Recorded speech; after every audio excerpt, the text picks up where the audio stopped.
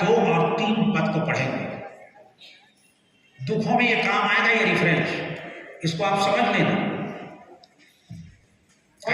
हाँ, और स्मरण रख कि याद करो कि तेरा परमेश्वर यहोवा परमेश्वर इस्राएलियों से कह रहा है जिनको आजाद किया 400 साल के बाद, तेरा परमेश्वर यहोवा उन 40 वर्षों में 40 साल जंगल में गुजर गए, तुझे सारे जंगल के मार्ग में से इसलिए ले आया है, जंगल के रास्ते से इसलिए लाया गया है कि वह तुझे नम्र बनाए। बस,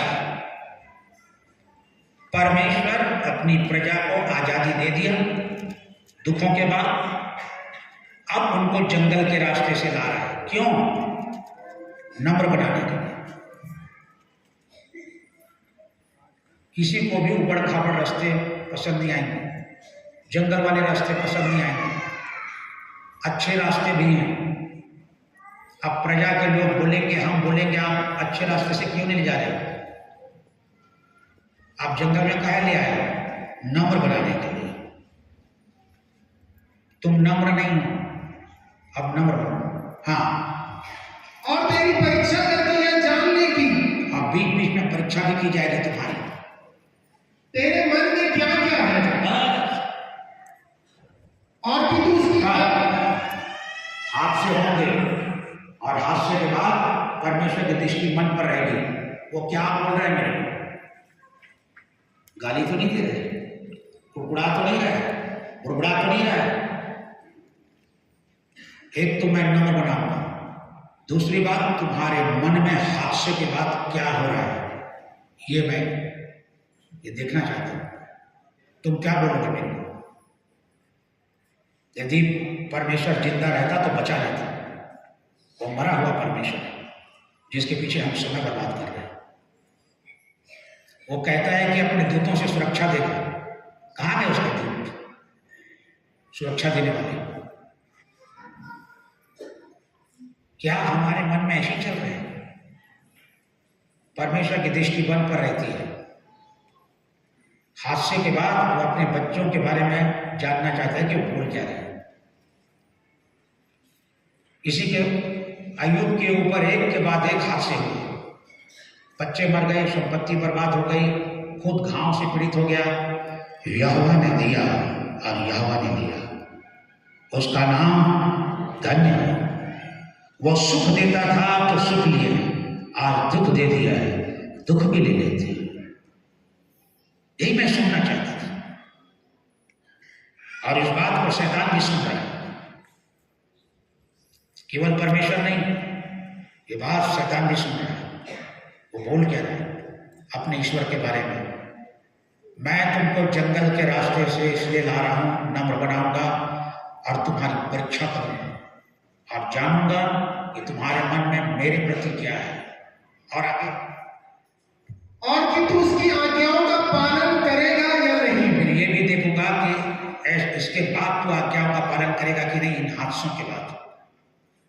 हाँ, उसने तुझको नम्र बनाया, हाँ, और भूखा भी होने दिया। ये थी परीक्षा जंगल में।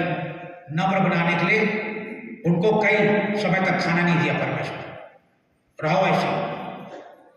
उसके साथ उनके बच्चे हैं, पति पत्नी बच्चे, तब वो कुड़कुड़ा गए। मूसा तो हमको जंगल में भूखे मारने लाया है, मिस्र में ठीक है हमको दुख था पर मनमाना खाना खाते थे, मिस्र में हमको खाना अच्छा मिल जाता था, दुख जरूर था उसमें, पर जंगल में तो हमको भूखे मारने के लिए लाया है। ये कुड़कुड़ाने लग गए, ये उनके मन से निकली आवाज उनके मुंह पर आ गई। और क्या? फिर वह मन्ना, फिर तेरे को मन्ना खिलाया जिसे ना तू और ना तेरे पुरखा ही जानते थे, पुरखा भी नहीं जानते थे, वही तुझको खिलाया, उसको खिलाया, इसलिए कि वह तुझको सिखाए। हाँ, इसी जंगल के रास्ते में तुझको सिखाया। मनुष्य केवल रोटी से जिंदा नहीं रहता है, हर एक वचन से जो परमेश्वर के मुंह से निकलता है जिंदा रहेगा। ये सीखो कनान देश जाने के पहले, नम्र बनो कनान देश जाने के पहले। ऐसे ही कनान नहीं मिल जाएगा। तो आज इस पृथ्वी पर ऐसे छोटे बड़े हादसे होते रहते हैं। ये जानने के लिए हादसे के बाद तुम मेरी आज्ञा का पालन करोगे। हादसे के बाद मैं तुमको नम्र बनाना चाहता हूं। इंसान के हाथ पैर सही रहते हैं तो उसकी सोच भी अलग रहती है। जब हाथ पैर टूट जाते हैं, वो बेड पेशेंट हो जाता है, तो उनकी सोच में बदलाव आ जाता है।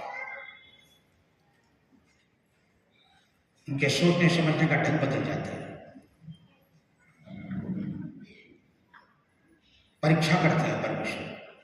भूखा होने दिया, प्यासा होने दिया, और ये लोग कुड़कुड़ाने लगे, और वो मूसा को मार देना चाहते थे, खत्म कर देना चाहते थे। तो हमको मारने लाया। ऐसी आजादी से क्या मतलब, जहां अभाव है। ये एक कारण है, दुखों का कारण। दुख अलग है, हमारे दुख अलग है, उनके दुख अलग है। पता नहीं कितना दिन परमेश्वर उनको भूखा रख दिया। कई बार उनको ठीक से पानी भी नहीं मिला पीने के लिए। सब नम्र बनाने के लिए, दीन बनाने के लिए, अच्छा बनाने के लिए। परमेश्वर घर एक एक ईंटों को तराशता है, तब जाके घर बनते हैं। किसी भी बिल्डिंग में हमेशा सौगे ईंटें नहीं लगते, ईंटों को तोड़ दिया जाता है। उसमें कैंचा मार के तोड़ा जाता है और उसके बाद फिट किया जाता है। उसके बाद घर अच्छा दिखता है।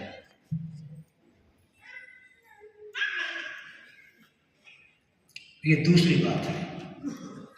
तुम्हारे मन में क्या है, मेरी आज्ञाओं का पालन करोगे कि नहीं, और मैं नम्र बनाने के लिए सब कुछ कर रहा हूं। तो हादसे क्यों होते हैं? नम्र बनाने के लिए। इसके बाद मेरी बात मान लोगे? तुम्हारे मन में क्या है इस हादसे के बाद?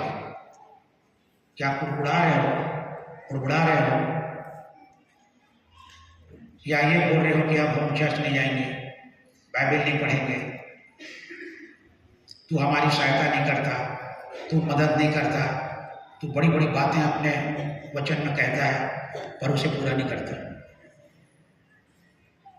क्या ये सोच रहे हो, ये कह रहे हो? और नहीं तो तुम जरूर नम्र बन जाओगे,